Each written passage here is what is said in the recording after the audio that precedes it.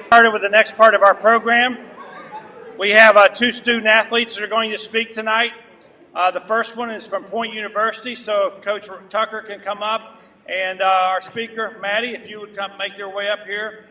And we're going to have these two speeches, and then after that, Matt Hicks, my associate, will go through the awards program.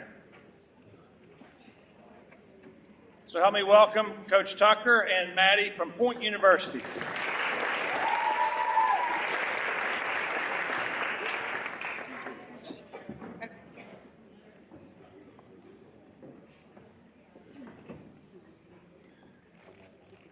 First off, thank you, Mr. Mike, and your team for hosting this. It's been such a great banquet. But I would like to introduce a young woman from Valley, Alabama. She's been a big part of our program for the past 3 years. She's the definition of dedication, encouragement, and student athlete. She excels in the classroom and on the mat. She's a perfect role model for our younger athletes. She's humble, hardworking, and puts the team before herself. So I'm extremely confident that she'll succeed in her future after graduating from Point later this spring. Please join me in welcoming our guest speaker, Maddie Miles.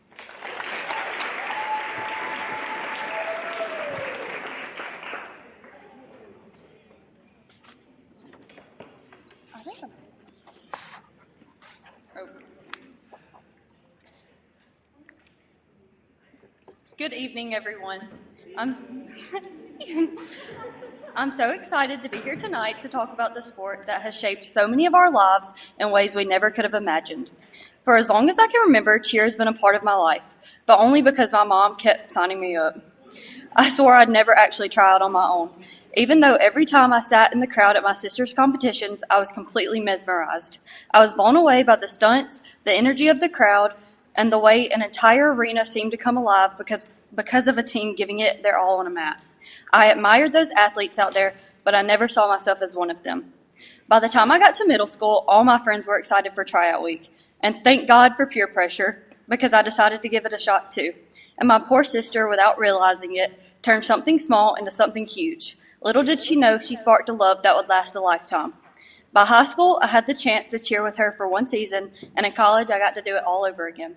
Looking back, I wouldn't trade the sport for anything. A lot of people don't understand cheerleading. They see the bows, the smiles, and the pom-poms, but they don't see what we see. They don't see the long hours at practice, the bruises from stunts that won't hit, or the exhaustion from running routines over and over again. They don't see the pressure of performing a perfect routine in just 2 minutes and 30 seconds. And they definitely don't see how much cheerleaders push themselves to be stronger, faster, and better every single day. But we do. We know what it takes, and that's why we keep coming back. Because cheerleading isn't just about the skills. It's about the commitment. It's about trusting your team and showing up, even when you're tired or sore, because you know the people beside you are counting on you. I was thinking about that the other day at practice. I looked around and realized even though we all have different lives outside of the gym, when we're on the mat, we're a family.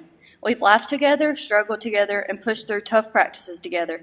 But some of my best memories are with my teammates, and I know I wouldn't be the same without them. This year, cheer has put me through the biggest challenge of my life. On the very first day back on the mat after training all summer, I was so excited to show everyone how much I had improved. I went for my tumbling pass, one I had done a lot before, but this time something went wrong. Instead of landing, I fell onto my neck. The next day, I was being airlifted to the hospital. It was the scariest moment of my life.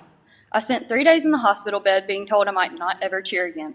And for a while I believed it. I told myself it was over. I had a long talk with my coach and told her I didn't think I would come back, but I still wanted to support the team.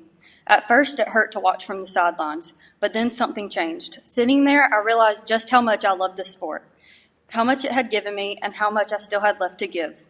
At those practices, I made a decision I would never take cheer for granted again. So I went through months of physical therapy, battled frustration and doubt, and pushed myself harder than I ever had before. And when I finally stepped back onto the mat with my team, I knew that was exactly where I was supposed to be. Because cheerleading isn't just something we do, or I do, it's a part of who I am. The moment I step onto the mat, the weight of outside struggles fade, and for a while, nothing else matters. Cheer has given me some of my proudest moments and hardest struggles, But more than anything, it's taught me to never give up. It's shown me the importance of hard work, trust, and pushing beyond what I thought was possible. And through it all, my faith has been my foundation. Philippians 4:13 says, I can do all things through Christ who strengthens me. That verse has carried me through the toughest practice and hardest moments. While I felt like I couldn't keep going, I was reminded that I didn't have to do it alone. So tonight, let's take a moment to appreciate everything the sport has given us, the sacrifices, the struggles, and the victories. Because cheerleading isn't just about trophies or perfect routines. It's about passion, perseverance, and the people standing beside us.